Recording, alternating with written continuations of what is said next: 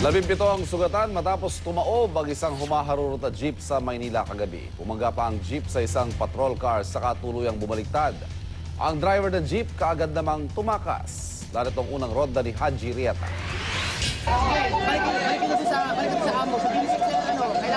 Halos di maigalaw ng babaeng ito ang kanyang katawan habang nilalapatan ng pangunang lunas ng mga rescuer. Ang isang ito naman, dahan-dahang inilagay sa stretcher. Ilan lang sila sa 17 sugatan matapos bumaliktad ang isang pampasaherong jeep na sinasakyan nila sa kanto ng Rizal Avenue at Pampanga Street sa Blumentritt sa Maynila pasado na 9 kagabi.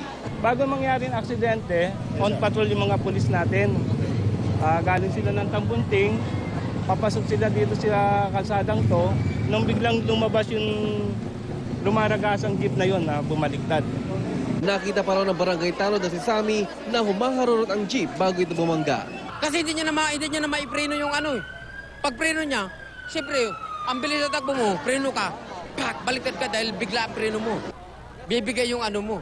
Ang mga pasahero, wala raw nagawa kundi sumigaw. Yung isang pasahero, yung babae, tumilapong pataas. Ngayon pagbagsak, ito yung bumagsak niya, yung likuran niya, kaya hindi maano yung pilay.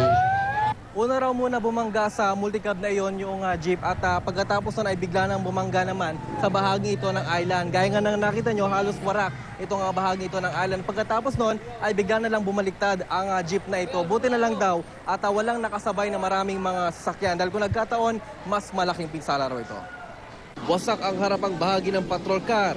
Ang pulis na nagmamaneho nito, agad ang isinugod sa Jose Reyes Memorial Medical Center. Pero ang chipper ng jeep, agad tumakas matapos ang aksidente. Sakaling mahuli, maharap siya sa reklamong reckless imprudence resulting in damage to government property and multiple physical injuries. Ito ang unang balita sa Maynila, Haji Rieta, reporting.